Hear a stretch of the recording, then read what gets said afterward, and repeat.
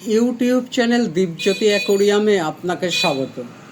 আপনি দেখছেন রেডটেল fish hatch rearing পেট method 2025। ঊনবিংশ শতাব্দীর সাতের দশকের মাঝামাঝি মৎস্য বিশেষজ্ঞরা সীমা দেশ থেকে রেডটেল ফিশ সংগ্রহ করেছিলেন। সীমা দেশের বাৎসরিক গড় বৃষ্টিপাত বা বর্ষণের পরিমাণ সর্বনিম্ন 1200 মিলিমিটার, সর্বাধিক 4500 মিলিমিটার। এর ফলে পাহাড়ে পাথরের খাঁজে নিচু স্থানে ছোট ছোট জলাশয়ের সৃষ্টি হয়। প্রকৃতিতে ওইখানেই রেডটেল ফিশ পাওয়া যায়। অগভীর ছোট জলাশয়ের সংকীর্ণ স্থানে রেডটেল ফিশ প্রকৃতিতে বসবাস করে। শৈবাল, জলজ পতঙ্গের লার্ভা ভক্ষণ করে প্রকৃতিতে এরা বেঁচে থাকে। রেডটেল ফিশের দেহ অংশের বর্ণ কালো। এছাড়া বর্ণ বৈচিত্র্য হয়ও না, দেখাও যায় না। তবে লেজ বা টেল বা পুচ্ছ পাখনার বর্ণ লাল, তাই এই মাছের নামকরণ হয়েছে রেডটেল ফিশ। গড় আয়ু বা জীবনদশা সর্বনিম্ন 8 বছর, সর্বোচ্চ 10 বছর। সর্বনিম্ন 6 মাস বয়স, সর্বোচ্চ 12 মাস বয়সের মাছকে পূর্ণবয়স্ক মাছ বলেই ধরা হয়। সর্বনিম্ন 5-5.5 ইঞ্চি, সর্বোচ্চ 6-6.5 ইঞ্চি দীর্ঘ হয় রেডটেল ফিশ। যে মাছটার মাথাটা সামান্য চ্যাপ্টা, পেটের অংশ গোলাকার এবং মোটা, দেহের বর্ণ অনুজ্জ্বল, ওই মাছটাই ডিম পাড়ে, অর্থাৎ স্ত্রী বা ফিমেল ফিশ।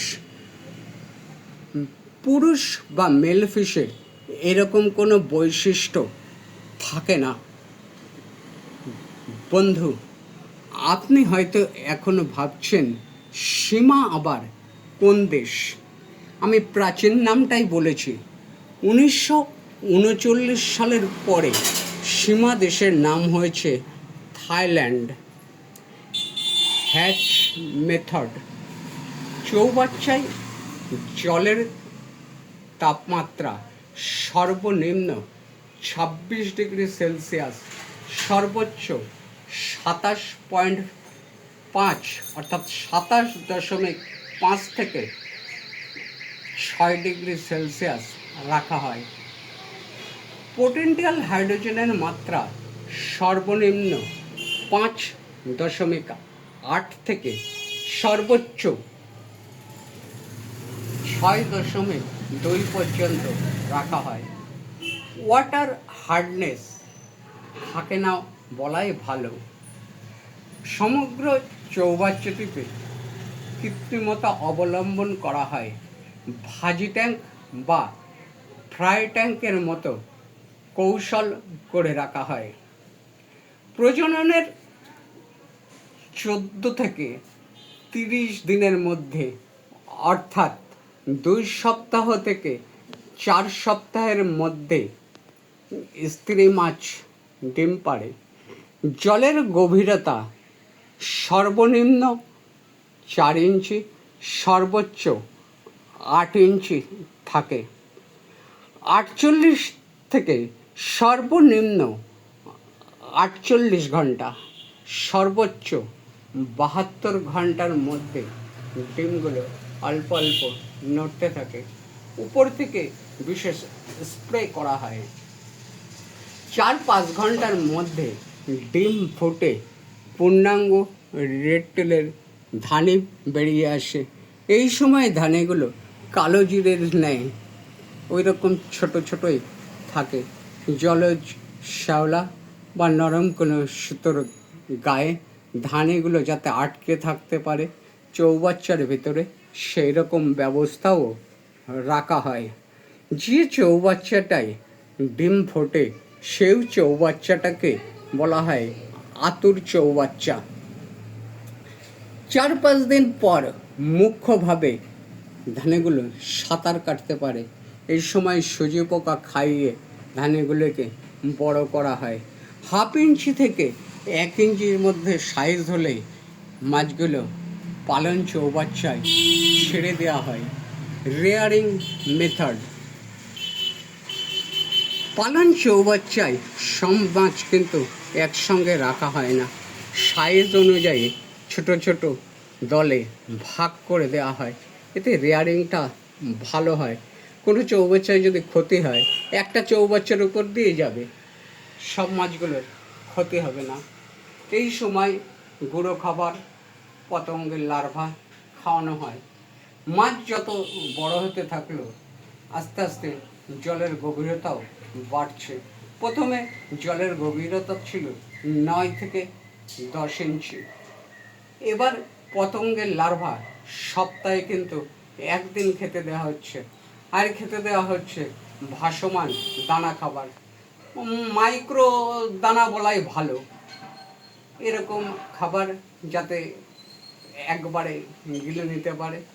কারণ যে সমস্ত অ্যাকোরিয়াম প্রেমী বন্ধুরা আছেন তারা বেশিরভাগই সবাই ভাসমান খাবার ব্যবহার করে, তাই ভাসমান খাবার খাইয়েই রেয়ারিংটা করা হয়। 3 থেকে 3.5 মাসের মধ্যে এই মাছগুলো কিন্তু 2-2.5 ইঞ্চি দীর্ঘ হয়ে যায়। তখন বাজারে বিক্রির জন্যে পাঠিয়ে দেওয়া হয়। বন্ধু, আপনি যদি রেড টেল ফিশ অ্যাকোরিয়ামে পুষতে চান, পুষতে পারেন। অ্যাকোরিয়ামে উচ্চ ক্ষমতা সম্পন্ন কোনো ফিল্টারের প্রয়োজন হয় না, একটা এয়ার পাম্প হলেই হয়। খুব শান্ত স্বভাবের ভীরু মাছ রেড টেল ফিশ। আপনার পছন্দ মতো অ্যাকোরিয়ামটা সাজিয়ে নেবেন। অ্যাকোরিয়ামে তীব্র কোনো আলো, অর্থাৎ অতি উজ্জ্বল আলো ব্যবহার না করাই ভালো। জলের তাপমাত্রা 20 থেকে 28 ডিগ্রি সেলসিয়াস থাকলেই চলবে। দিনে 2 বার খেতে দিন, রাতে 1 বার, সকালে 1 বার। খেতে দেওয়ার টাইমটা একই সময় রাখবেন। রেড টেল ফিশ অ্যাকোরিয়ামে ময়লা খুব কম করে, তবে কখনো সখনো পাথরের উপরে জমে থাকে ময়লাও রেড টেল ফিশ কিন্তু খাদ্য হিসাবে গ্রহণ করে। যদি 20 ডিগ্রি সেলসিয়াসের নিচে তাপমাত্রা নেমে যায়, এটা সাধারণত শীতকালে যায়, তখন আপনি অটোমেটিক হিটার বা থার্মোস্টার ব্যবহার করতে পারেন।